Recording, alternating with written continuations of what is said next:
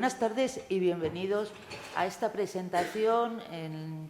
Y lo primero que quiero es agradecer a la sede de la Universidad de Alicante el habernos otorgado el poder usar esta sala. El autor de este libro, Gerardo, es un autor que nos va a hablar de la Orden de los Templarios de Jaime I.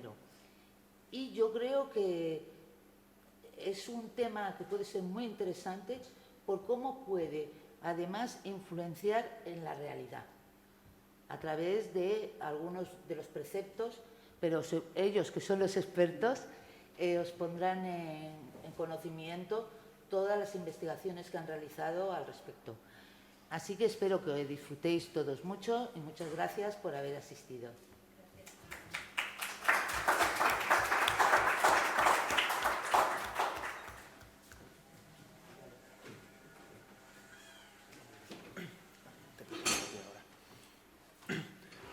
A continuación vamos a presentar al primer orador de la conferencia. Su nombre es Francisco Sorolla, lo tengo aquí a mi izquierda, caballero de nuestra orden. Nació en 1959 en Canet de Mar, Barcelona. Estudió en las Salesianas de Alicante y marchó a los 17 años a Estados Unidos, donde se alistó en la Quinta Guerra de Marines. Participó en la ONU en Estados Unidos, yendo a varios frentes, y siguió sus estudios con una beca militar en la Universidad de Harvard. Allí, en esa universidad, estudió análisis y sistemas de ingeniería informática y luego marchó a la Universidad Tercera de Roma a realizar estudios de química. Al volver a España, creó varias empresas de formación. Actualmente es director de centros de estudios y mediador templario y es miembro de varias asociaciones altruistas. Bueno, muchas gracias por la presentación. Gracias por la presentación y a todos ustedes por estar aquí hoy, aguantándonos con esta tarde de calor. Bueno, a mí me ha tocado la parte, digamos, por decirlo de alguna manera, más laica de la vida de Jaime I, ¿no? Este señor, pues se puede decir que tiene una vida muy anecdótica, una cantidad de hechos relevantes que no a todas las personas han podido ocurrirles. De primeras ya sabemos que Jaime I nació el 1 de febrero del 1208 en Montpellier y bueno, nació porque engañaron a su padre, que era el rey Pedro I.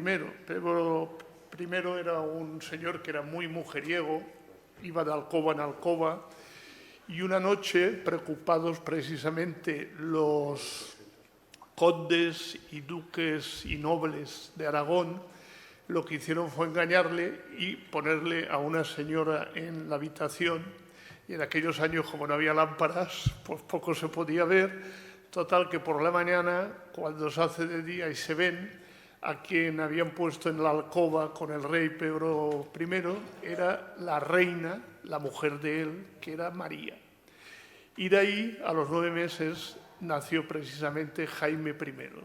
Esta es ya la primera anécdota, la primera cosa, porque si no difícilmente hubiera tenido descendencia al rey, porque sí que tenía bastardos, pero no eran reconocidos para que pudieran ser reyes de Aragón, como es lógico. A partir de ahí llega el día de su bautizo. Otra anécdota curiosa: la reina lo que hace es poner 12 velas, que es una con el nombre de cada apóstol. Y dice, la vela que más dure es el nombre que le vamos a poner. Y precisamente la que más duró fue la del apóstol Jaime. Y por eso se le puso el nombre de Jaime I. Si no hubiera tenido otro nombre. A lo mejor podría haberse llamado Mateo, Marcos, etc. A partir de ahí, también ya de pequeñito, fijaros que en aquella época también habían atentados, le intentan los nobles de Aragón matarlo en la cuna tirándole una roca que, por suerte, esa piedra pues rebotó y no dio en la cuna. Y el niño, que era muy pequeñito, era Jaime I, no le ocurrió absolutamente nada. O sea, podemos decir los que somos creyentes, pues que a lo mejor ya había una predisposición a que este rey fuera uno de los grandes libertadores y conquistadores de España, de liberar España o la parte de Mallorca, de la Comunidad Valenciana, Cataluña, etcétera, de los árabes, de los moros. Bien, la infancia de Jaime I fue muy difícil porque su padre muere en una batalla, la batalla de Muret, en Francia, y él se queda huérfano muy pequeñito. Y entonces, gracias al Papa, que era Inocencio III, lo ponen a disposición de los templarios de Monzón, que luego me imagino que lo comentará más largamente Gerardo. Y hay que decir que algunos de los que estaban cuidando de él eran también mitad enemigos de él. Eran la nobleza parte de Aragón que todos querían mandar, pues como siempre pasa en todos los sitios, ¿no? Cuando hay mucha a río revuelto, pues ganancia de pescadores. Pero gracias al Papa y gracias a los templarios, pues logra sobrevivir y le nombran rey, fijaros, a los 13 años. Es un rey que, bueno, es una persona que destacaba en cualquier sitio porque medía 2 metros de alto. Si a los 2 metros le añadimos el cucurucho, que digo yo, con el penacho, pues vamos, por la puerta no entraba. Era rubio, de ojos negros y ni gordo ni flaco. Era, digamos, corpulento, pero un señor grandísimo, vamos, de talla. Entonces, por donde iba, pues causaba sensación y, bueno, crió la misma fama que el padre, porque también tenía vicios de ir a buscar, digamos, mujeres por otros sitios, que no fuera su propia mujer. En la Orden del Temple entra en Monzón en 1215, cuando él tenía, habiendo nacido en 1208, tenía 6-7 años. Y a los 13, ya digo, le nombran por primera vez rey de Aragón y lo hacen en... Lo diré aquí, porque las fechas, yo soy muy malo por las fechas, tengo que leerlas porque si no... En Lérida, en 1214. Como hay unas presiones del Papa Inocencio III para que precisamente lo nombren rey, y así es lo que hacen, y a partir de nombrarlo rey, él, unos años después, se casa con Leonor de Castilla. Hay que decir que estuvo casado 2 veces. La primera boda con Leonor fue nula, la anularon, y luego la siguiente fue con Violante de Hungría. Con Violante de Hungría llegó a tener 4 hijos y 5 hijas. El primer hijo que tuvo, que nació en Valencia, sería el rey Pedro III de Aragón. El segundo fue Fernando, que fue rey de Mallorca, y los otros 2, que eran uno Sancho, si no me acuerdo mal, sí, y Fernando, perdón, he dicho Pedro III y Jaime, y Fernando y Sancho, que fueron los 2 últimos, murieron en vida del padre. Uno detenido por los árabes, que lo torturaron, murió Sancho, y Fernando murió de enfermedad. Entonces, como podéis ver, tuvo bastante descendencia. Luego las hijas se cruzarían con otros reyes, con otros nobles de España, y se formarían, pues, todo lo que son los condados, las comarcas o los reinos que habían. Aquí he de hacer hincapié, yo soy catalán, porque ya lo han dicho que nací en el Maresma, entre el Mediterráneo y el Pirineo, como dice la canción, en Canet de Mar. Y he de ser honrado y he de decir que Cataluña nunca fue reino, por mucho que algunos se emperren en decirlo. El reino era el reino de Aragón, que el rey era este señor, Jaime I. Barcelona y parte de Cataluña era un condado. Por eso a la ciudad de Barcelona habréis oído hablar muchas veces que se le llama la ciudad condal. porque estaba lleno de condes, condes como Roger de Flor, Roger de Lauria, etc. Pero nunca, nunca, nunca, según la historia verdadera, y ojo que yo no entro en cuestiones políticas, pero es la historia, Cataluña nunca ha sido reino. Entonces, por mucho que se emperren en decirlo, está ahí. Es como decir, yo qué sé, por ejemplo, que las Islas Canarias es un continente, pues sería mentira. Las Islas Canarias son islas y punto. Pues es lo mismo eso. Bien, vamos a hacer un resumen de toda su vida. Ya he dicho que el 2 de febrero del 1208 nace en Montpellier.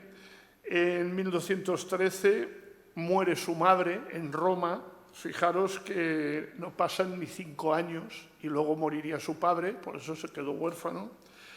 En 1214 es entregado a la Orden de los Nobles Aragoneses, a los templarios, para su educación. En noviembre de ese mismo año es proclamado rey en Lérida, no en Aragón, porque Lérida formaba parte del Reino de Aragón. Ahora Lérida es una de las provincias de Cataluña. Tras la proclamación como rey, inmediatamente se coge a la protección de los templarios en el castillo de Monzón, porque en aquella época intrigas palaciegas de nobles, de condes, de duques, eran todos los días. Lo que vemos hoy es risa, porque hoy por lo menos no te matan. Hoy te hacen problemas de muchas clases, pero no hemos llegado a eso. En aquella época, si te podían pillar, te eliminaban rápidamente. Bien, en 1220, precisamente un caso de estos, los nobles de Aragón se sublevan y hacen el asedio de Albarracín, que logran precisamente frustrarlo y ganar la batalla. En 1221 tiene lugar la boda, la primera boda con Leonor de Castilla, 6 de febrero. He de decir que siempre el reino de Aragón estuvo a partir un piñón con Alfonso VIII, que era el rey de Castilla en aquellos momentos. De tal manera que cuando se conquista la parte de Murcia, el sur de Alicante y parte de Murcia lo conquista el Jaime I y se lo cede a Castilla. Y años después, Castilla se lo vuelve a devolver al reino de Valencia, bueno, al reino de Aragón, que formaba parte de Valencia. Por eso hay zonas de Alicante que no se habla el valenciano o no quieren hablarlo, como es la parte sur, lógicamente, porque estuvieron, digamos, controlados o dominados por Castilla. Así es el ejemplo, por ejemplo, pues la parte toda de Villena, de Yecla, de Orihuela, del sur, la Vega Baja, etc. En cambio, otras zonas de Alicante, como son el Valle de Albaida, Alcoy, toda la zona norte, se habla un valenciano que es más bien un valenciano catalanizado. El valenciano, digamos, más puro es el de Valencia y el de la zona norte, la Marina Alta, la zona de Pedreguer, de Denia, de Alicante, precisamente por haber estado ahí más Jaime I. Están los aragoneses y tal. Daos cuenta que cada vez que se conquistaba un terreno, o se lograba liberarlo, lo que se hacía inmediatamente era poblarlo con gente que venía con las tropas militares. Detrás venían agricultores, venía gente, formaban en aquella época, empezaban a ver ya los burgueses y a formarse los burgos. Los burgos son las ciudades. Y las ciudades eran un fiel reflejo de los que habían llegado allí y habían conquistado eso. Cuando conquistaban los moros, pues había que hablar árabe.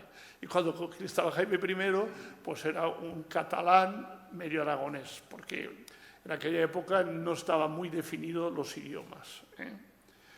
En 1225, otra vez Jaime I es traicionado y apresado por los nobles en Zaragoza.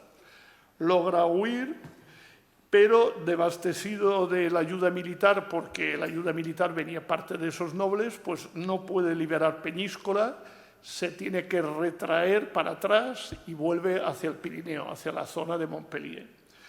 En 1228, las Cortes Generales de Barcelona deciden, instigados por el Papa, conquistar Mallorca. El Papa en aquella época hizo una bula, que no sepa lo que es una bula, pues se lo voy a decir muy rápido. Es un papel que de alguna manera te certifica que vas a ir al cielo si haces unas obras que te diga el Papa. En este caso era liberar los territorios de los árabes, de los musulmanes. Precisamente los protestantes nacieron de ir contra estas bulas, porque decían que el cielo no se podía, Lutero en Alemania, dice el cielo no se puede conquistar comprándolo.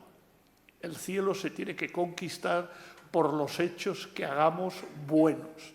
Porque claro, había uno le daba tanto dinero al Papa, otro decía, bueno, yo te doy este terreno, o yo te doy esto, o yo te mando tropas, ahora ya tengo garantizado el cielo, haga la barrabasada que haga.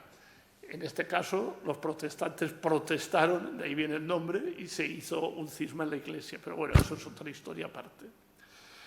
El 20 de abril de 1929, en Calatayud, destrona precisamente por primera vez al rey de Valencia, Abu Zaid se llamaba. He de decir una cosa, en aquellos años el conquistar un terreno no significaba que ya te quedabas el terreno. A lo mejor tenías 3, 4 años tú el terreno, volvían a conquistarlo los otros, volvían a reconquistarlo los otros, etc. Parecido como ocurrió en Jerusalén. Jerusalén, todos los que hayáis oído hablar o hayáis visto alguna película histórica, pues ha habido épocas que eran de los árabes, otro de los cristianos, otra vez de los árabes, otra vez de los cristianos, etc. Lo digo porque más adelante veremos que vuelve a tener que conquistar Valencia, que es ya la definitiva, gracias a Dios. Bueno, el 5 de septiembre de 1929, otra fecha muy señalada, 150 naves montadas por los templarios, por los catalanes, aragoneses y Jaime I, parten hacia Mallorca.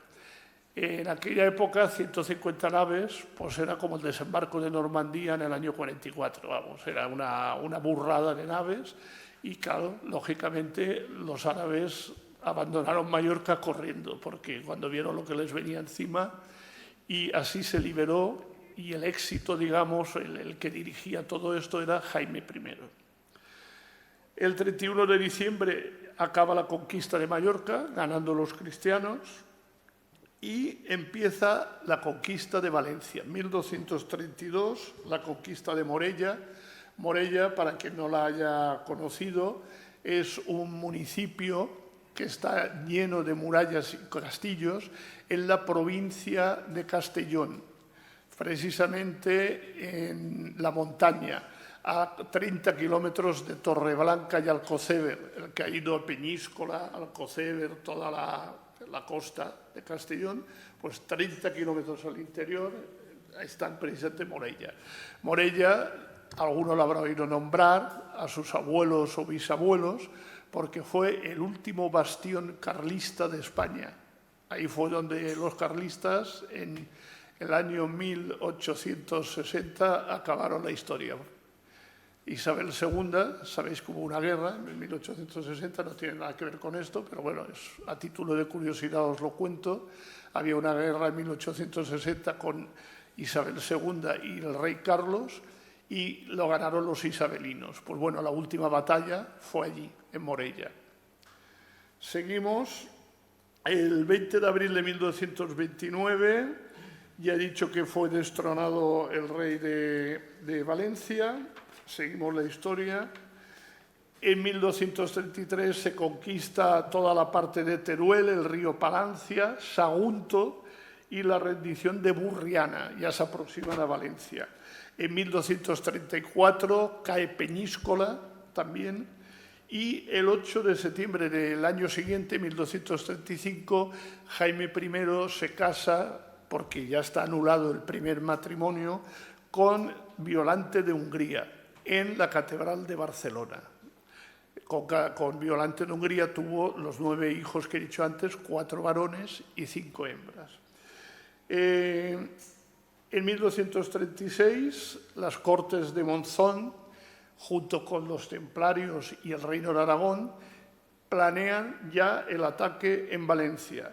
Y este ataque se va a empezar a producir en el Puig. El Puig es una población muy cercana a Valencia. Si ya no lo es, dentro de poco lo será. Será como una pedanía de Valencia hoy día. Está muy cerca, en la parte norte, yendo hacia Castellón. El asalto al Puig empieza en 1238 y ese mismo año, el 9 de octubre, y ahora ya sabéis por qué se celebra la fiesta valenciana el 9 de octubre. Porque el 9 de octubre de 1238, Jaime I victorioso entra en Valencia y libera la ciudad. A partir de ahí empieza la conquista de Alicante, que ya he dicho antes, llegó hasta Murcia, y cediendo territorios de la parte oeste, la parte de Villena, Almansa, todo esto, y la parte sur, que era Murcia, a Castilla. En 1240, a los 32 años de Jaime I, le nace su primer hijo. Este primer hijo, que era Pebro, se llamará Pebro III, rey de Aragón, y será su sucesor. Jaime, el segundo hijo que tendrá años después, será el rey de Mallorca, y los otros dos hijos, Fernando y Sancho, mueren en vida del padre. El otro hijo, por si lo queréis saber, el infante Jaime, nace en 1243. Bueno, seguimos, en 1244 está la conquista de Játiva y en 1245 la toma de Biar, Villena y Alcoy. Por eso en Alcoy son tan famosas las fiestas de moros y cristianos también. Y seguimos, en 1251 muere la primera esposa de Jaime I, Leonor, y el 12 de octubre del mismo año, mira qué casualidad, muere Violante, la segunda esposa, la última, la que tenía verdadera, porque la primera se había anulado el matrimonio. Alfonso de Aragón, en 1254, es nombrado ya heredero de Valencia, uno de los hijos. Jaime está también yendo a Mallorca para precisamente reinar en toda la zona de Mallorca. Y seguimos hasta 1261, donde Jaime I funda los fueros de Valencia, jurándolos en la plaza que es famosa hoy día, la plaza de Valencia, donde está la catedral y el ayuntamiento, que es donde la enseña de la bandera valenciana, el día 9 precisamente de octubre, es elevada porque ahí fue donde se juraron los fueros de Valencia por primera vez. Los fueros es algo así como las leyes o la Constitución, lo que pasa que en aquella época eso no existía, se llamaban fueros. Y el 21 de diciembre del año siguiente, 1265, tiene lugar la liberación de Elche, junto con la de Alicante. Y en el año siguiente, 1266, la liberación de Murcia. A todo esto los moros se iban replegando hacia el Mediterráneo, justo a Argelia, porque enfrente de Alicante, con barcos, tenemos 300 kilómetros en línea recta a Argelia. Entonces los árabes o se iban a Argelia o se iban al reino del Andalus en aquella época. Bien, y para no hacer muy larga la exposición, deciros que en el año 1276, en una batalla de Játiva para reconquistar el terreno, no se sabe a ciencia cierta qué fue, si fue un golpe en la cabeza o una neumonía por una enfermedad, el rey Jaime I muere. Algunos dicen que muere en Valencia, en realidad murió en Alcira, entre Játiva y Valencia. Y luego, al año siguiente, a los 70 años de haber nacido, porque murió con 68, y el 27 de julio de 1278 es trasladado sus restos mortales al monasterio de Poblet en Valencia, donde está ahí. Y bueno, yo os voy a contar ahora algunas anécdotas curiosas para que sepáis algunas cosas de aquí, de la Comunidad Valenciana. Una, la más famosa, es la que tiene que ver con una bebida típica valenciana. No sé si lo sabéis.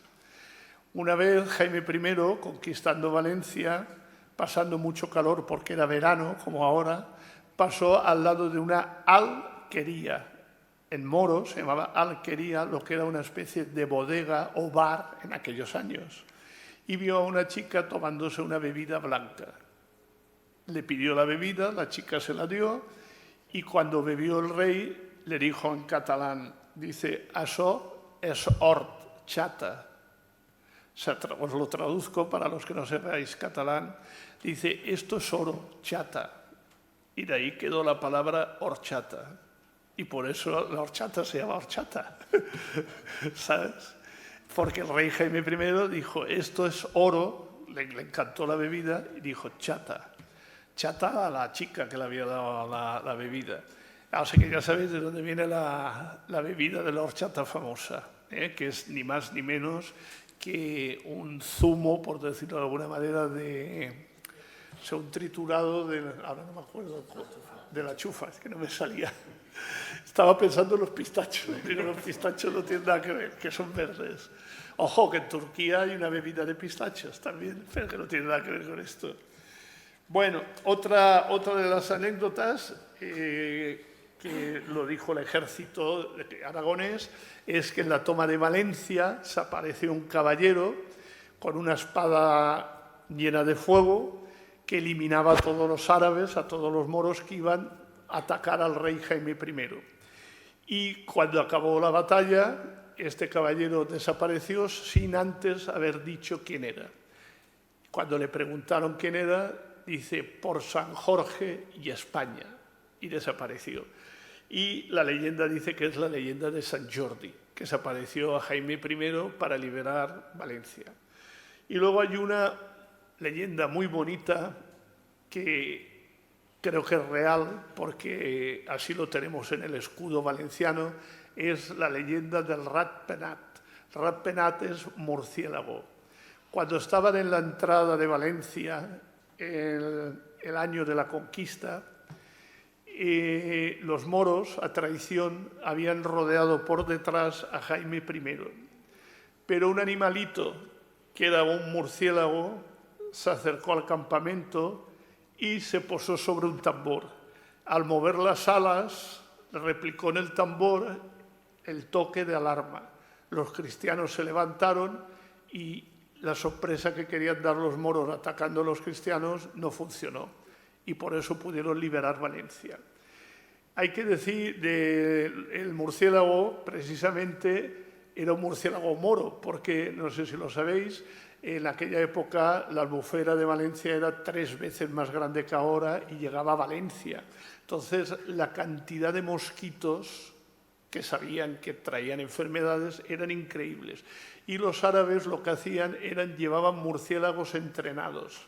Entonces, llevaban unas jaulas, soltaban los murciélagos por la noche, los murciélagos se jalaban los mosquitos a toneladas y por la mañana volvían los murciélagos a la jaulita. Pero uno se les fue de las manos a los árabes, tocó el tambor de los cristianos y les salió mal a los árabes precisamente eso. Casualidades de la vida. En honor al murciélago, si os habéis fijado en el escudo de Valencia, es un caballito de mar con el murciélago arriba. Una especie de caballito que es el murciélago. Porque lo puso Jaime I en todos los cascos y en todos los escudos de la Comunidad Valenciana. De ahí viene nuestro escudo de Valencia. Y por último hay otra que también es muy bonita, es la leyenda de las 300 doncellas. Precisamente como no estaba mucho por la labor los agricultores, la gente que acompañaba a las tropas aragonesas, para incentivarlos, Jaime I les dijo que los 300 primeros hombres que entraran en Valencia y la liberaran tendrían derecho a elegir 300 mujeres. Siempre y cuando los aceptaran las mujeres, no se trataba de hacerlo a lo bruto. Total, que los primeros que entraron en Valencia fueron 300 leridanos. Y Jaime I se fue a Lérida, le dijo a 300 mujeres si querían estar con los hombres suyos y se bajó con 300 mujeres. Al día siguiente de conocerse, parecido a esto de First Date que nos hacen en la tele o eso que hacen en Plan, ¿no? Que llevan un autobús de mujeres y se conocen, pues algo parecido. Las 300 mujeres llegaron a Valencia, se conocieron con los 300 hombres y al día siguiente la anécdota es que ya había 7 matrimonios. De ahí descenderemos o descienden muchos valencianos. Por eso venían de Lérida, hablaban catalán y el valenciano y el catalán es muy parecido. Y bueno, como no me quiero hacer más largo porque tengo que ceder también para que puedan ellos hablar, pues espero que os haya gustado estas anécdotas, esta historia de Jaime I y conozcáis, los que seáis de aquí, mejor vuestra tierra, y los que no seáis de aquí, pues hayáis aprendido un poquito de historia, que siempre es bonito por las anécdotas y las cosas curiosas que hay. Gracias a todos por vuestra atención. Cedo la palabra.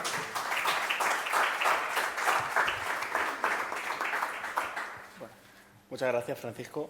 Bien, a continuación damos paso a María Carretero, coautora de esta obra junto con Gerardo y conmigo. De decir de ella que es la primera dama templaria que con su edad ha ingresado en una orden, la más joven de España. Va a hablarnos de algo muy importante y que no mucha gente ha parado a pensar y a reflexionar sobre ello, que es el papel de la mujer a lo largo de la historia del Temple, que para los que no lo sepan, la mujer tuvo un papel muy importante en el Temple y fue de las primeras órdenes, organizaciones o agrupaciones que dio un papel prioritario a la mujer y desembocó una gran influencia en lo que era la sociedad de la época. Entonces, María, por favor, cuando quieras. Bueno, durante la Edad Media, cuando comenzó el Temple, las llamadas Hermanas del Templo desempeñaron importantes roles para reforzar a las órdenes templarias. Algunas de las cosas que hacían era donar bienes a las cofradías templarias, algunas mujeres estaban también al frente de algunas encomiendas y también lo que hacían era irse a la batalla con sus maridos, con sus hijos, hermanos, familiares en general, y lo que hacían era hacer el papel de enfermeras, de socorrer a los heridos, cocinar, y también muchas de ellas iban a la batalla y luchaban. La mayoría de estas mujeres, al principio, entraban y colaboraban con las órdenes, o bien porque eran hijas, hermanas, viudas o esposas de hombres que ya formaban parte de la orden que fuera, aunque obviamente había excepciones. Como he dicho, al principio las mujeres estaban supeditadas a participar en las órdenes templarias mediante una relación con un hombre. Sin embargo, antes de eso no se permitía ningún tipo de relación entre la mujer y el Temple, debido a la cultura misógina que dominaba en la Edad Media. Sin embargo, ese cambio se pudo producir gracias a la Virgen María, a la Madre de Dios, porque ella fue el modelo tomado como virtud para todo el orbe cristiano gracias a su bondad. Varios textos o listados de miembros que se han encontrado han demostrado que realmente existieron mujeres templarias como tal durante esa época. El primero fue encontrado más o menos sobre el 1135 y el 1142, y el segundo un poco después, rondando el 1160. Lo interesante de estos escritos es que presentan una larga lista de miembros de diversas órdenes templarias. La primera es una navarro-aragonesa que está compuesta por un total de 526 personas, de las cuales 65 eran mujeres, es decir, el 12,3% del total. No es un número muy alto, pero para esa época y para una orden tan grande no estaba nada mal. También el segundo escrito que se encontró tenía, que era otra cofradía templaria más pequeña, citada en Novillas y publicada por Ana la Peña Pol, tenía una proporción aún mayor en base a sus miembros, que eran 49 hombres y 41 mujeres. Una prueba incuestionable de que realmente hubo mujeres templarias, de que hubo mujeres en el Temple, es que el 20 de junio de 1201, una pareja, Pedro Rodríguez y su esposa Guntroda, vendieron a Urraca Bermúdez unas heredades, unas propiedades de San Martiño de Bravío en Betanzos. Pocos días más tarde, el 2 de julio, ese mismo matrimonio vendieron a la misma dama otra propiedad cercana a la anterior. Estos documentos firmados por Urraca Bermúdez la califican literalmente como, en latín, Soror Templi o Soror Milite Templo, que significa hermana del Temple. Otro elemento de reflexión en base a estos documentos y a esta historia es que en el dorso de uno de estos escritos estaba escrito en letra moderna, literalmente: de este pergamino se concluye que hubo, junto a las casas monasterio, monjas templarias, es decir, damas templarias, mujeres que realmente existieron. Y según el profesor de Historia del Derecho, Gonzalo Martínez Díez, estos documentos nos muestran la existencia de mujeres templarias en esta zona. Hoy en día, el hombre y la mujer son iguales en el Temple. No necesitas tener una relación con un hombre, ya sea de sangre, familia o ser esposa, para poder ingresar a una orden. Puedes hacerlo tú misma por tus propios méritos y tenéis los mismos derechos, la misma voz, mismo voto y mismo todo. Y es un paso muy importante y es algo que no mucha gente conoce, y yo he querido hablar de esto porque lo he considerado bastante relevante. Muchas gracias.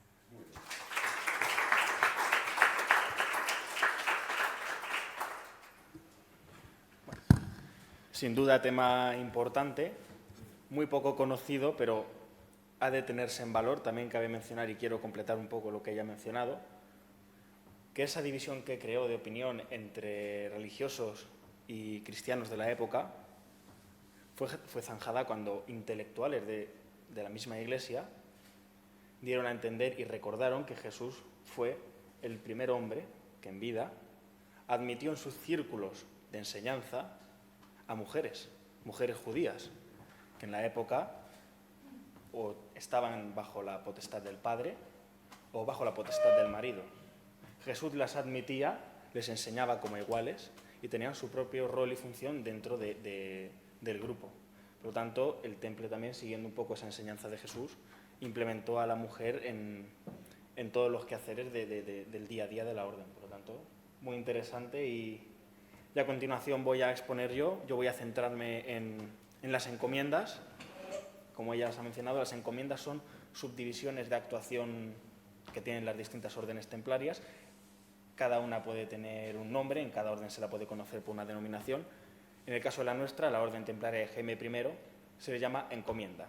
La encomienda es una división formada por un grupo de caballeros y damas destinada a conseguir un fin.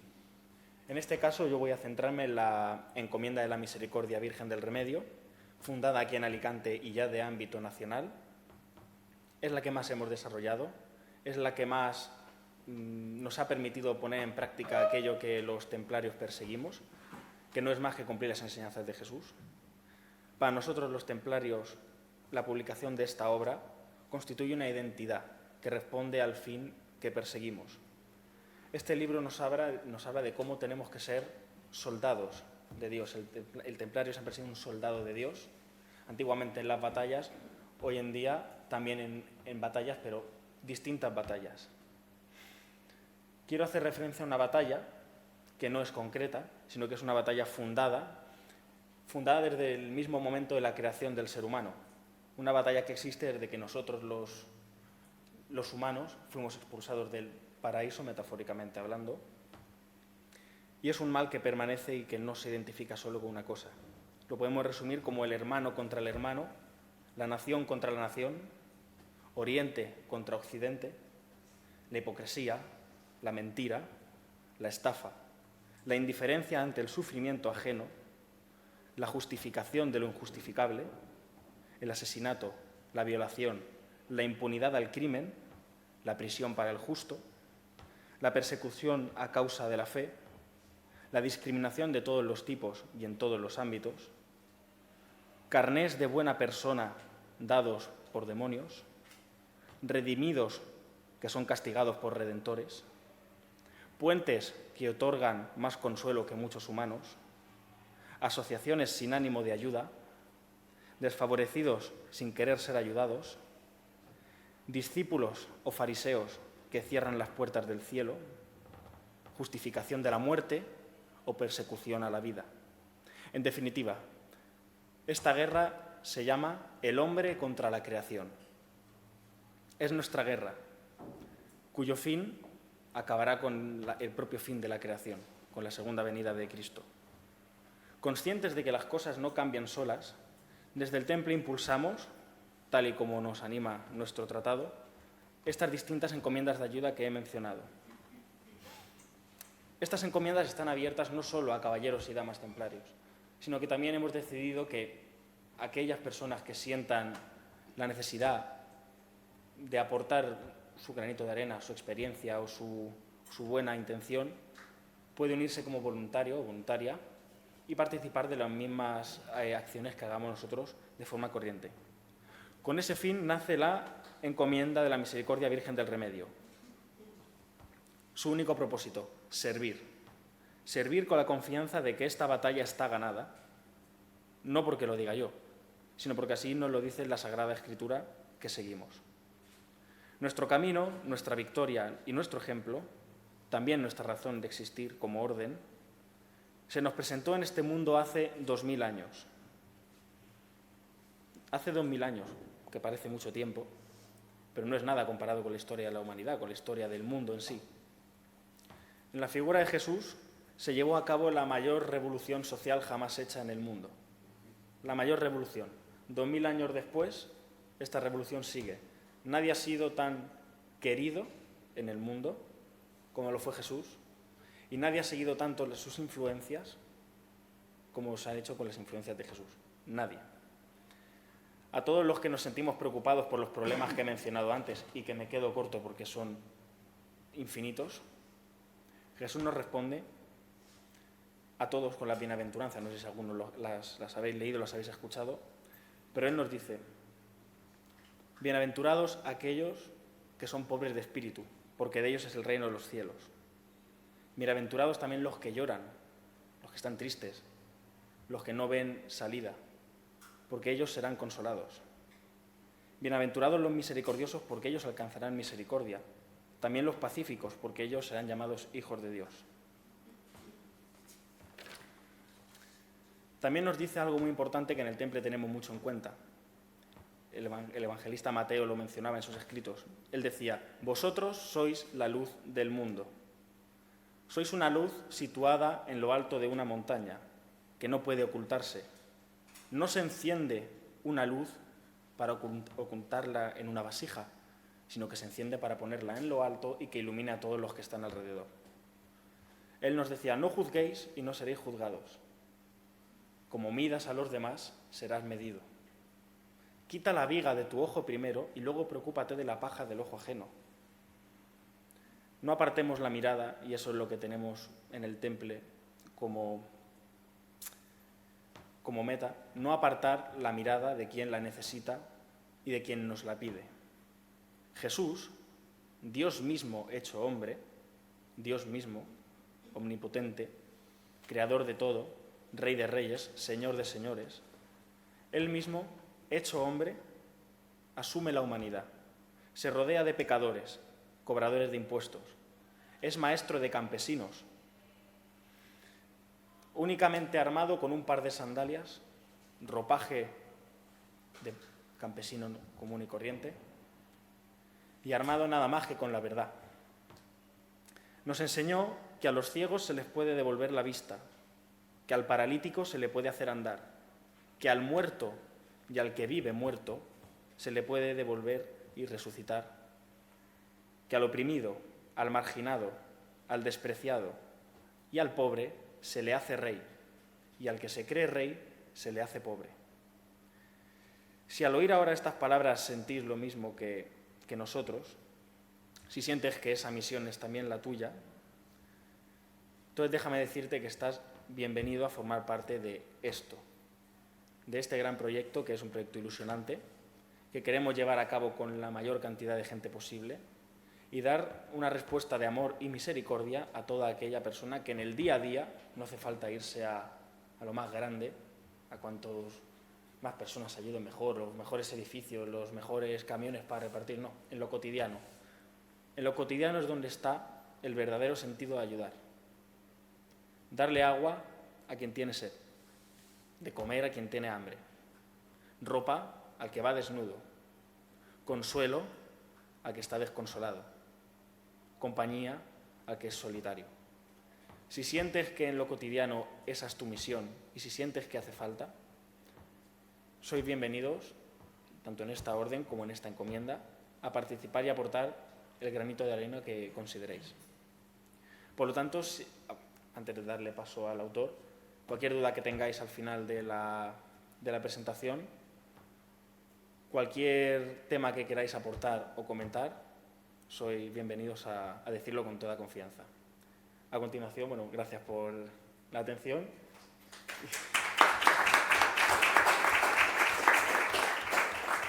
Y voy a presentar al autor y artífice de la obra. Como muchos lo conocen, Gerard Cartwright, su nombre de escritor, otros como Gerardo Carretero, ha sido militar de carrera, político candidato al Senado, profesor de ocupación profesional y escritor. La mayoría de sus obras no han sido editadas, entre ellas hay poesía, prosa, novela histórica y tratados mercantiles referentes a su profesión de maestro. No han sido publicadas porque para él no son un medio de vida, sino un hobby que ha llenado todos sus vacíos existenciales, aunque pocos amigos y conocidos le han empujado a dar a conocer su estilo gongoriano, por así decirlo. Gran filántropo y humanista, su altruismo nunca ha tenido ni tiene fin para con los necesitados, por lo que siempre, y a pesar de sus años, está dispuesto a ayudar al prójimo. Su vida daría para unas muy vivas memorias, pero como él siempre dice, toda ella ha sido un continuo servicio al Señor, el único Dios. Todo lo demás carece de más importancia. Adelante. Gracias.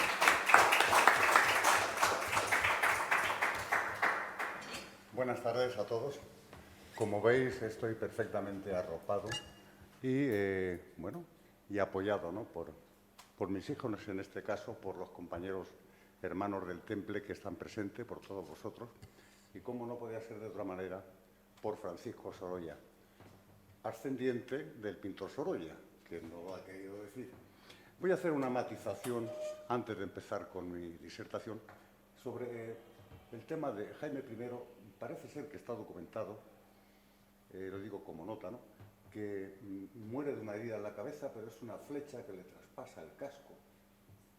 Le causa una lesión en la corteza cerebral. Hay varios historiadores, sí, y unos se decantan diciendo que muere de enfermedad como una gripe, como sí, una neumonía, y otros dicen que es de este golpe o de este sí, en la cabeza. Entonces, claro, como han pasado tantos años, yo lo que te puedo decir es que hay dos clases de historiadores. Unos defienden la teoría de la cabeza y otros defienden la teoría de una enfermedad.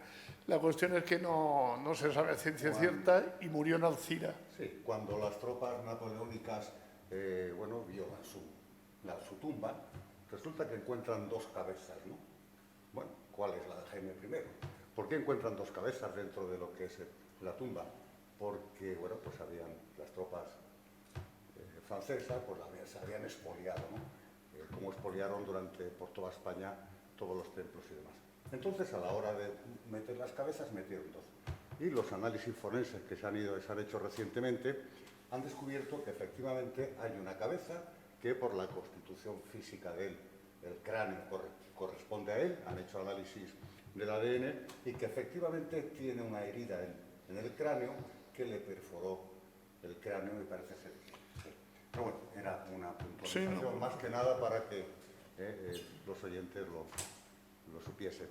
Respecto a María, ha obviado decir que, bueno, pues ella es la responsable, o entre comillas la comendadora, que así se va a proponer, de una encomienda que ella misma diseñó y creó y que fue aprobada por la Mesa Redonda de la Orden Templaria a nivel nacional. Esa encomienda viene a proteger lo que es la naturaleza, animales, plantas, etcétera, etcétera.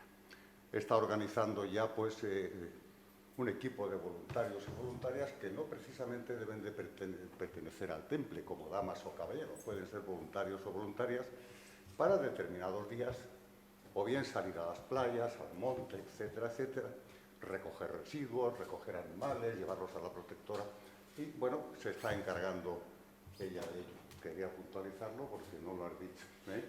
Bien, y respecto a la encomienda que está dirigiendo Daniel, pues es una encomienda que, como él bien ha dicho, es la que más se ha trabajado a nivel de la Comunidad Valenciana y que se ha extendido a todo el territorio nacional, hasta el extremo que, con su trabajo sobre todo, porque la ha dirigido, hemos conseguido mandar a Ucrania, por ejemplo, 3 o 4 envíos ya en este año de ropa, alimentos, pañales, en fin, todo lo necesario para paliar un poco las necesidades del pueblo ucraniano en guerra y que carece de todo.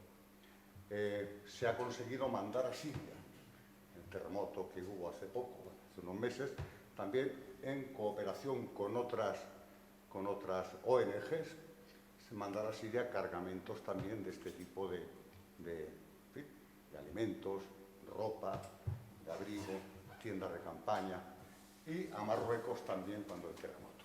Es decir, esta encomienda, Virgen del Remedio, que se le ha querido poner el nombre Virgen del Remedio porque remedia las situaciones de determinadas personas en determinadas circunstancias, como son guerras, catástrofes y demás, pues se ha hecho, como os he dicho antes, extensible a toda España y ya desde Madrid, desde nuestra orden ya en Madrid, ya se han empezado, el último envío se hizo a través de una ONG con el Padre Ángel, que imagino que a todos lo conocéis, en colaboración con él. Entonces, los templarios funcionamos por prioratos en comunidades valencianas, o sea, en comunidades, perdón, o por provincias. Pero cada priorato tiene cierta libertad para crear encomiendas, es decir, extensiones de sus actividades, que pueden estar o no pueden estar en otras provincias. Nosotros así lo hemos hecho y hemos creado algunas más, de la cual tengo aquí un representante sentado, Vicente. Vicente, pues, es una persona con unos conocimientos tremendos en criminología, en fin, profesor, y se ha hecho responsable, ha aceptado hacerse responsable de la encomienda, la bula Vox Incense. Bien, es una bula, sabéis que el Papa Clemente V lo que hizo fue, pues, presionado por el rey Felipe IV de Francia, disolver la orden. Bien, fue todo un proceso injusto, nacido el rey de Francia, que obligó al Papa a tener que pronunciarse. Bien, según el nuevo Código de Derecho Canónico de 1982, pues se puede intentar retomar esa situación o podemos intentar presionar un poco a la Iglesia para que, al igual que hizo con la Inquisición, por lo menos se retracte y nos devuelva, pues, esa situación jurídica en la sociedad y ante ella misma, la Iglesia. Bien, haciendo estas matizaciones, vamos a hablar un poquito del libro. A mí quizá me toca la parte no más peliaguda, pero quizá, que por eso se ha escrito el tratado, la que exige más, no sé, de alguna forma, entrar más en materia por qué somos templarios. Ahí lo tenéis detrás. Lo que hemos sacado a la luz es un tratado espiritual. Es un tratado espiritual extensible a todo el temple, no extensible solamente a los templarios de Jaime I. El temple, sabéis que se compone de bastantes órdenes templarias. ¿Por qué le hemos puesto de los templarios de Jaime I? Porque es un tratado espiritual que todos los que ahora somos templarios de esta orden seguimos al pie de la letra. No solamente lo seguimos ya cuando ya somos damas y caballeros templarios, sino que cualquier novicio o postulante que tenga la intención de ingresar en la orden, tiene que tener un proceso, no de aprendizaje, pero un proceso donde se documente quiénes somos, qué hacemos, dónde vamos, de dónde venimos. Pero aparte de ese proceso de saber quiénes somos, tiene que tener una fe ciega. ¿Una fe ciega en qué? Todos tenemos fe. Vamos a un cirujano y tenemos fe de que nos va a hacer una operación quirúrgica estupenda y vamos a quedar bien. Y nos dejamos que nos duerman, nos confiamos en él y despertamos con la operación hecha. ¿Qué hemos hecho? Hemos puesto nuestra vida en sus manos porque tenemos fe en esa persona. Es decir, la fe no solamente es extendible al concepto de la religión, pero en este caso sí es extensible, porque sin fe no se puede ser templario. Incluso no puede ser cristiano. Yo me he cruzado con personas que dicen, no, yo es que soy cristiano. Yo soy cristiano, muy bien. Sí, pero yo no creo. Eso de la fe son conceptos decimonónicos, eso no. Yo creo a mi manera. Ah, muy bien, tú crees a tu manera, bien. Entonces, había que escribir un tratado. Ese tratado surge de una forma espiritual, de una forma un poco rara. Os lo voy a leer la contraportada porque, bueno, así me evito. Mira, siempre siendo sincero conmigo mismo, antes de ser elevado a caballero templario, me tomé un periodo de tiempo para reflexionar, incluso filosóficamente, si espiritualmente estaba preparado para asumir en limpia conciencia mi espíritu católico, cristiano, apostólico y romano, y cogiendo el rosario con una mano y la espada con la otra en defensa de la fe. Vamos a ver, por un lado tengo el rosario, por otro lado tengo la espada, ¿no? Por un lado rezo y por un lado estoy dispuesto a utilizar incluso la violencia. Oh, qué cosa más rara, cómo se puede ser religioso y tener fe, y estar dispuesto incluso a utilizar la violencia. Bien, a mí eso me chocaba, ¿no? 183 días de proezas casi épicas de mi raciocinio, por un lado, y de mis valores por el cristianismo por el otro, fueron sin duda una batalla interior que libré sin descanso. Así, en esa exigencia personal, siempre serena e imparcial ante mis dos postulaciones, he de confesar que la tibieza no pudo impedirme que en las noches de insomnio solicitase la especial gracia de la divina providencia y del Espíritu Santo, para que me auxiliasen en tan determinante decisión de incorporarme al temple. Es evidente que el cristiano de fe, se encomienda. ¿A quién nos encomendamos? Al Señor, a la Virgen, a los santos, en fin. Pero a veces a quien más tenemos que encomendarnos no lo hacemos. Sencillamente no porque no queramos, sino porque lo desconocemos que están a nuestro servicio, ¿no? Que es la divina providencia y el Espíritu Santo, tercera persona de la Trinidad. Yo le puedo estar pidiendo a Dios como Padre, al Padre, ayúdame, que me toque la lotería, y Padre, que apruebe el examen. Seguramente el Padre no te conteste jamás, porque la forma de llegar que tiene a nosotros es a través de la tercera persona, no de la primera ni la segunda. Bien, continuemos. Y por fin llegó la respuesta encendiendo mi corazón e iluminando mi confusa mente. Una muda voz. Recordar que estos fueron 180 días después de que me propusiesen ingresar en el temple por primera vez y que no ingresé. Pero 180 días después, una muda voz, esa que tenemos dentro, ¿no? Llámale conciencia, llámale lo que quieras, pero hay alguien que te dice, o que te incita a pensar, o que te hace pensar. Una muda voz llena de ternura, pero a la vez grave como la de un general, disipó mis dudas. Y esto es tan cierto como estar aquí. Cada uno, lógicamente, puede pensar lo que quiera, ¿no? Y esa voz, ¿qué me dijo? ¿O qué sentí yo? ¿O qué escuché? ¿O qué me vino a la cabeza? Elévate a templario y escribe un tratado espiritual. ¡Oh, aquello! Madre mía, ¿esto qué es?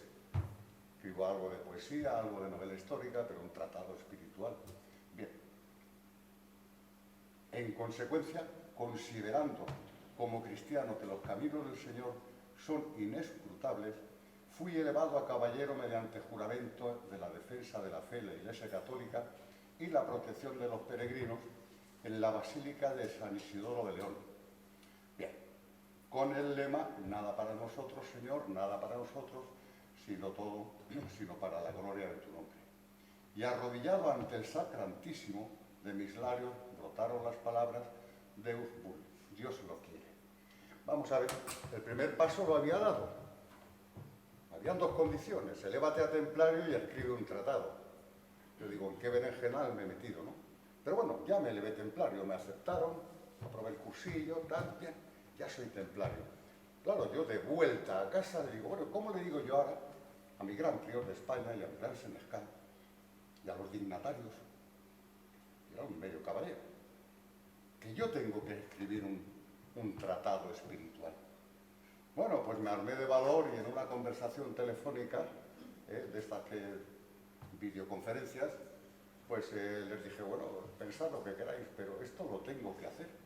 Bueno, en vez de ser una crítica destructiva, fue totalmente positiva y me animaron hasta tal extremo que gracias a los impulsos y a la positividad de sus respuestas, está aquí este tratado.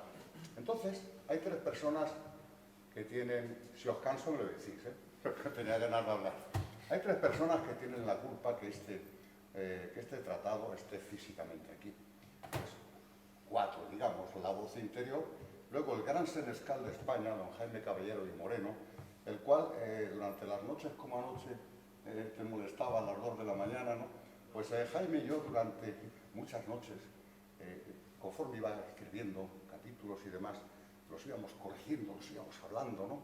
Y me animaba, y adelante, que lo estás haciendo muy bien, ¿no? Y luego, en la parte más inmediata, pues ahí estaba María y estaba Daniel, que bueno, como habéis podido comprobar, son verdaderos creyentes, ¿no? Papá, esto no está bien, esto lo tenemos que cambiar, tenemos que poner esto, porque las escrituras dicen esto, porque esto es así. Y bueno, lógicamente están como coautores porque han trabajado igual o más que yo. Y digo más porque en el tema de ordenadores yo soy un neófito y gracias a ellos pues todo fue tomando forma. Bien, un poco relatada estas notas primero, vamos a entrar de lleno en la cuestión. ¿Por qué es un tratado espiritual? ¿Y para qué un templario necesita un tratado espiritual cuando tenemos cientos, miles de tratados espirituales, ¿no? Cualquier orden religiosa tiene su tratado, cualquier comunidad monástica, de frailes, etcétera, tiene sus tratados. Pero el temple no tiene ninguno desde hace 700 años. Nos hemos documentado. Oye, pero ¿cómo puede ser que en 700 años no haya un tratado? En 700 no, en casi 900 años desde su fundación. ¿Cómo puede ser que no haya un tratado donde el templario pueda sentirse cerca de Dios, donde el templario sepa por lo que está luchando, sepa lo que está defendiendo? Y en ese sentido, pues el ánimo fue mayor. Y salvo que haya algún tratado publicado, escrito o no publicado, podemos decir y afirmar que es el primer tratado que se escribe sobre la fe templaria, aunque sea pequeñito, está muy condensado, en 700, 800 años. Además, quien lo lea se va a encontrar en él. Seas templario, seas dama, seas caballero, seas cristiano, no seas cristiano. Aquí hay un apartado para todo el que lo lee. Y siempre lo dije en León, en la presentación que hicimos en la Basílica hace escasamente un mes y en la Feria del Libro, y efectivamente recibo llamadas de teléfono, WhatsApp, correos, donde todo el que lo está leyendo se encuentra. Dice, eso lo has escrito para mí, porque sabías que yo no. Es que todos nos encontramos aquí de una forma o de otra. Entonces, resumiendo, yendo un poco para no hacer largo la exposición mía. Es duro seguirte, Señor, pero es imposible dejarte. Esto lo dijo San Agustín. Es duro seguirte, Señor, pero es imposible dejarte. Y qué verdad más grande.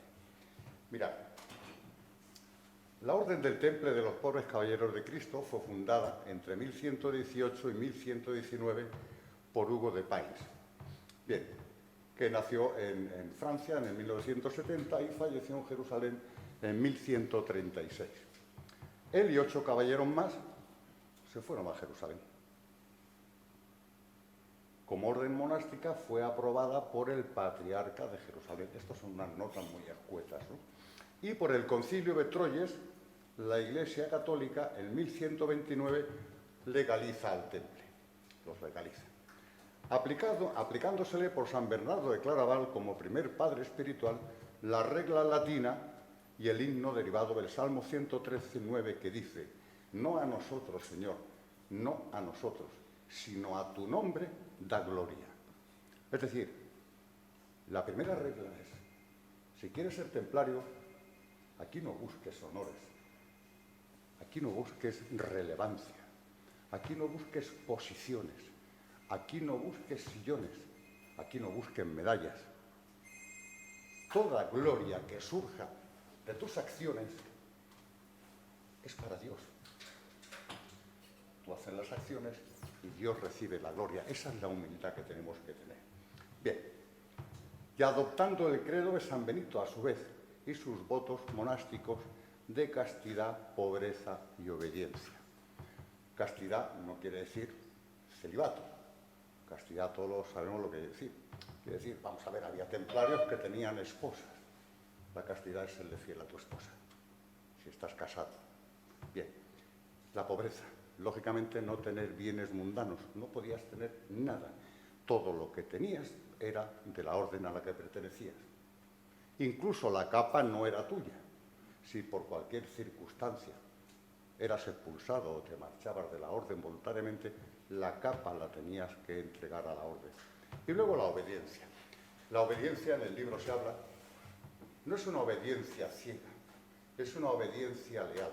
¿Y por qué no digo que es ciega? Porque vamos a ver, un dignatario como superior te puede dar una orden que es ilegal, que no es correcta, que va en contra de un principio cristiano o de humanidad, ¿no? Entonces no tienes por qué, como ocurre hoy en día en el ejército, obedecer una orden que es ilegal. Bien. La orden desde aquel momento aseguró la custodia de los santos lugares, la defensa de la fe católica y la protección de las rutas de peregrinación desde Europa a Jerusalén. Vamos a ver, realmente el temple surge porque estos 9 caballeros se dan cuenta que todos los peregrinos que desde Europa atraviesan toda Europa y entran ya camino de Jerusalén son asaltados, son asesinados en los caminos, son robados. Y los peregrinos cristianos no tenían ningún tipo de protección, pues ante los delincuentes, en este caso árabes, en fin, no tenían ningún tipo de protección. Entonces se da cuenta Hugo de Payns con estos caballeros y deciden proteger esos caminos en la medida de lo posible. Ese es realmente el inicio, el punto cero del surgimiento de la Orden del Temple. Bien. Así, ya considerados por los estamentos sociopolíticos caballeros de Dios y la honra de la Iglesia de la cristiandad, se constituyen una fuerza militar muy bien organizada. Llega el momento en que en la defensa de esos caminos y de los peregrinos tienen que utilizar las armas, en este caso la espada, para su defensa propia y de esos peregrinos. Eso les lleva a constituirse en una fuerza militar. Son monásticos, pero también se constituyen en una fuerza militar. Entonces, ahí surge un cuerpo de ejército, hoy llamaríamos cuerpo de ejército, perfectamente instruido, que en todas las cruzadas, menos en la primera, eran los que, además te lo pone aquí bien, los que en ataque estaban en vanguardia de las tropas de los cruzados que iban a defender Jerusalén. Y en las retiradas estaban en retaguardia, respecto de los ejércitos cristianos que combatieron las 8 cruzadas para liberar Jerusalén de la ocupación islámica. Realmente no 8, porque el temple en la primera no participa. Sus virtudes son la fe. Sin ella el caballero no puede entender su propio cometido como monje templario. La fe, la esperanza, la caridad, la justicia, la prudencia, la fortaleza y la templanza. Curiosidad, la mayoría de los ejércitos actuales del mundo, e incluso cuerpos policiales, tienen, si no todas, la mayoría de estas virtudes, que sacaron del temple. y las han adoptado en sus cuerpos de ejército. Bien, después de esta pequeña introducción que nos sitúa ya como templarios reconocidos por la Iglesia, surge la figura de Jaime I. ¿Por qué nosotros hemos querido que nuestra orden sea la orden de Jaime I el Conquistador? Vamos a ver, como bien ha dicho Francisco Sorolla, desde pequeñito, 5 años, pues fue entregado y instruido en la Orden Templaria de Munción. Eran templarios los que lo educaron. Lógicamente, se empapó de la cultura templaria. Asumiendo los preceptos templarios, extendió el cristianismo por toda la península, por toda España, por toda la península, participando en más cruzadas que cualquier otro rey conocido europeo, y siéndole otorgadas distintas bulas, una para Mallorca, por ejemplo, otra para Barcelona, no recuerdo ahora qué. Sí. Y otra también para Jerusalén. Sí, justamente. Y otra por Gregorio IX, otra bula de cruzada para conquistar la conquista de Valencia. Inocencio IV le solicitó también su ayuda para liberar a Tierra Santa, fracasando en su intento por inclemencias de la mar. Monta una gran número de barcos y tal, pero tiene problemas y no puede llegar, ¿no? Y tiene que volverse. Cerca de Malta. Sí, efectivamente. Entonces, considerándolo como uno de los principales reyes templarios europeos y que más hizo por el temple, y considerándolo como un precursor de la cristiandad en todo el territorio nacional, pues por eso asumimos que la orden nuestra se llamase de Jaime I. Y entrando ya de lleno en lo que es la fe, yo voy a leeros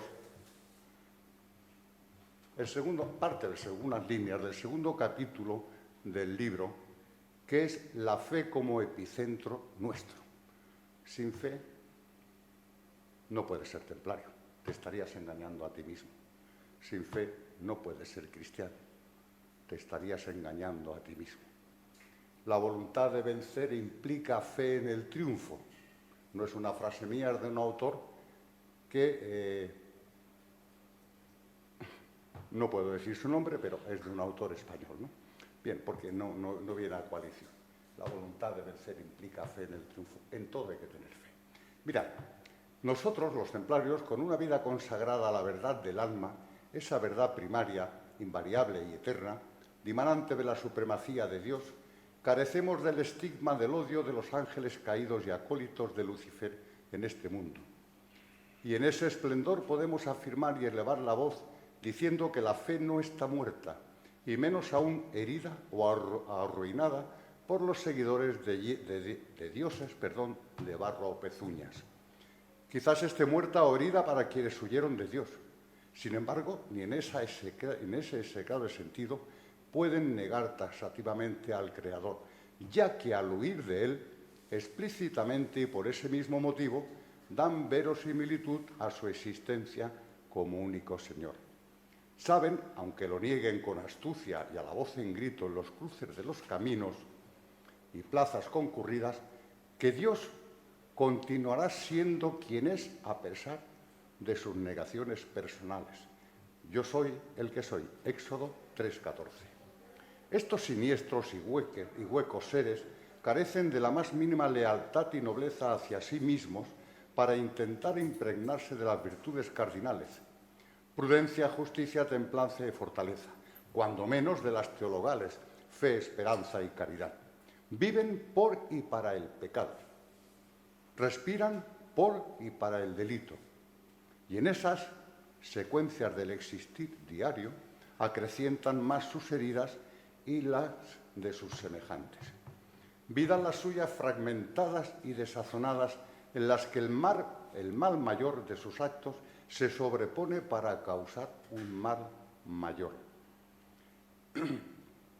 retorciendo también y con más saña las virtudes celestiales: la caridad, la castidad, la gratitud, la templanza, la paciencia y diligencia. Son enemigos acérrimos de la verdad y del amor de Dios nuestro Señor, e intentarán por todos los medios robarnos la fe para que les acompañemos en su caída.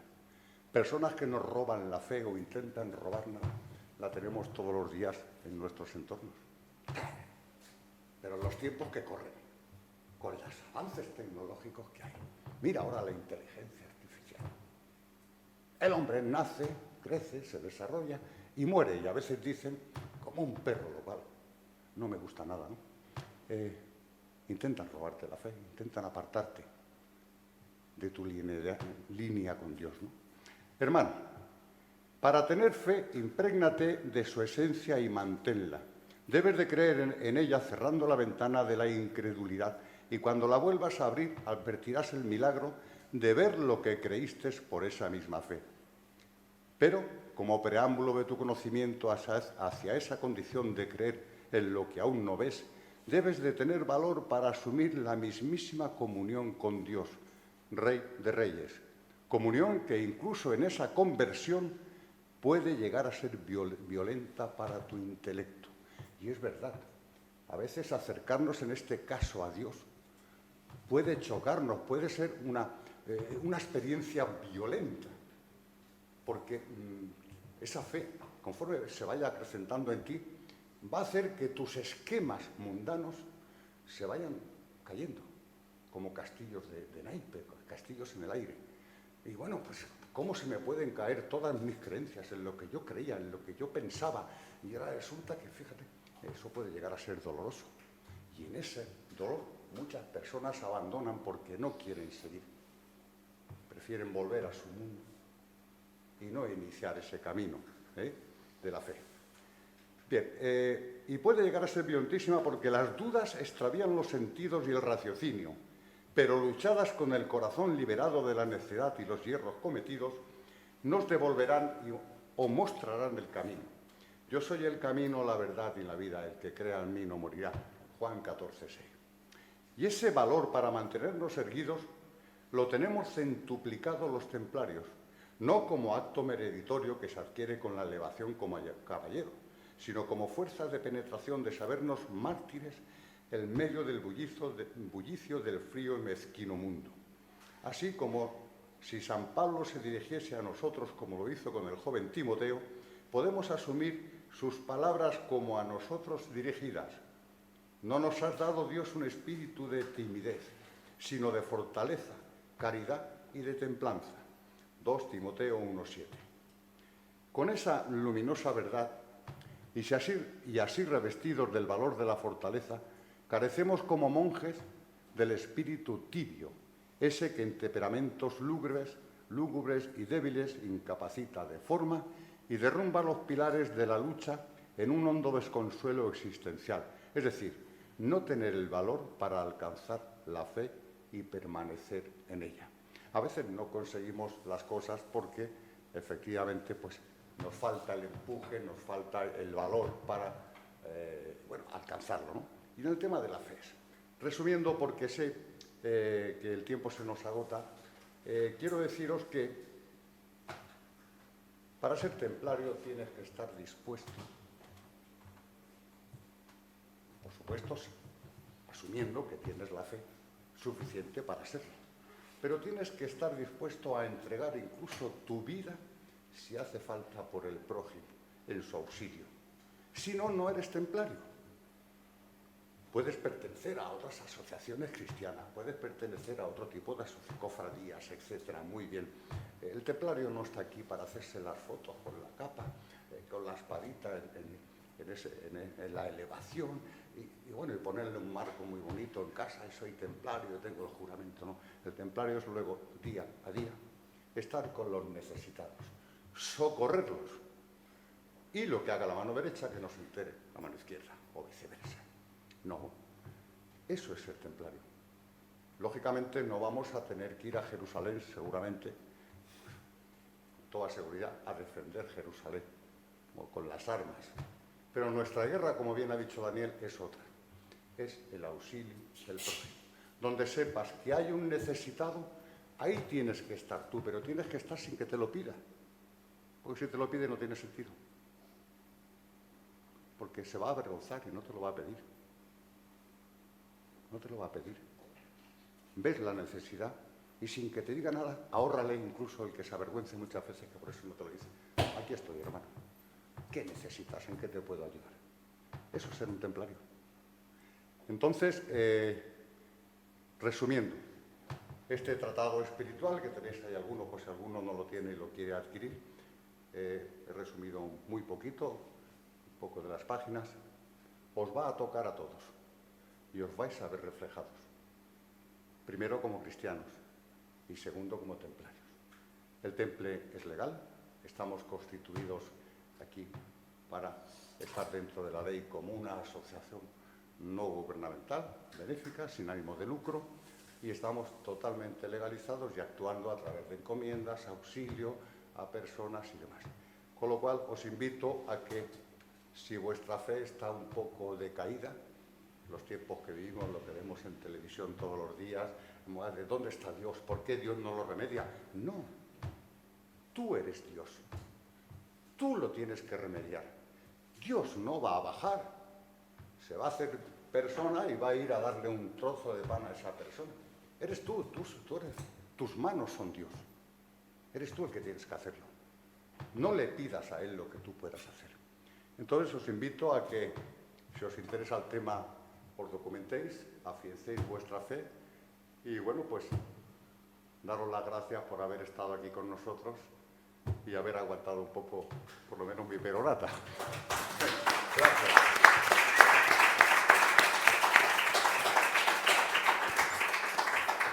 Tenemos tiempo para un par de preguntas porque creo que ya nos tenemos que abandonar la sala. Para 1:30. Si alguno de vosotros o vosotras quiere hacer una pregunta que le podamos contestar, pues aquí estamos. Adelante el caballero. Concretamente porque el Papa Clemente V con el rey de Francia acabaron con la orden templaria. Bien, es un tema político. Se lo voy a resumir en 2 frases. Felipe IV, el Hermoso, tiene la protección de los templarios en toda Francia. Digamos que son su mano derecha tanto militar como económica, hasta tal extremo que les pide préstamos. Y los templarios van aportando unos préstamos importantes a la tesorería del rey. Llega un momento en que el rey, después de bastantes años, no puede devolver ese dinero. Te lo estoy sintetizando, muy sintetizado. Te puedes documentar a través de Facebook, en fin, hay mucho. ¿Qué ocurre? Preparan una serie de líos para... De mentira. Sí, de mentiras, historias, para iniciar un proceso judicial contra los templarios de Francia y así, en el fondo de la cuestión, no devolver el préstamo. Claro, el Papa Clemente V le dice, un momento, la orden templaria depende de la Santa Sede, es decir, de mí. Yo soy directamente, entre comillas, su jefe. Tú no puedes enjuiciar civilmente a unos templarios que son, además, monásticas, es una orden monástica de la Iglesia y militar. Pero el rey de Francia, bueno, inicia el proceso. El Papa era francés, elegido por Felipe IV, y el Papa, yo lo considero, que Dios me perdone si puede, dentro de su cobardía, no supo defender el temple, que llevaba 200 años defendiendo a la Iglesia, en Jerusalén, con cruzadas, etc., miles de templarios muertos y caídos, no supo defender al temple. Y no inició los procedimientos jurídico-canónicos para una defensa real ante el Código Civil, por darlo de alguna forma, de la época de Felipe IV. Y llegando a la conclusión que el Papa se ve forzado, porque es verdad, entre su cobardía y del sistema político que había en la época, se ve forzado a tener que declarar la orden, entre comillas, ilegal. Entonces, lo que la misma Iglesia crea 200 años, lo deshace 200 años después. Pero el Papa, aún así, antes de morir, devuelve a la orden, digamos, sus honores, ¿no? A través del documento del Chinon, que se ha descubierto recientemente, hace 10 o 12 años, pues pues está perfectamente documentado. Y desde entonces, pues, claro, todos los bienes, castillos, tierras, bienes monetarios, etcétera, etcétera, etcétera, que tenía el temple, se los repartieron entre Felipe IV, la orden hospitalaria, perteneciente a la Iglesia, y la Santa Sede. Si hoy tuviesen que retornar todos esos bienes al temple, seríamos la primera economía mundial del mundo. No se pretende eso porque hoy es inviable, ¿no? Pero es una cuestión política y económica de un rey que para salvar sus deudas dice, me los tengo que cargar y me los cargo. Así de simple. No sé si son Si me permite. Normalmente siempre que hay un problema con cualquier cosa en este mundo, el 99,9% es el dinero. Lo que pasa es que va camuflado de muchas otras cosas, del poder, de la religión, de lo que sea, pero en el fondo, en el fondo, en el fondo, es el cochino dinero. Que, por cierto, a través de la bula Post-Incelsi que hemos creado y que Vicente está dirigiendo, estamos intentando, porque consta en nuestros estatutos de nuestra asociación, presentar documentalmente el dossier que logremos reunir con pruebas, en fin, con todo, presentarla ante la Santa Sede para que de alguna forma vuelva, si no a legalizar el temple, sino a salvar el honor de todos los templarios que dieron la vida por sus países, por España, por Dios y las tierras santas, ¿no? Igual que se hizo con la Santa Inquisición, que al final pidieron perdón. Y en eso estamos trabajando pues una serie de abogados, estudiantes de Derecho, profesores, y bueno, se van a ir incorporando más personas del mundo jurídico para presentar, como hay que presentar ante la Iglesia, las cosas e intentar conseguir que nos reconozcan de nuevo. ¿Alguna pregunta más? Lo digo porque me están haciendo señas que nos tenemos que ir. Bien.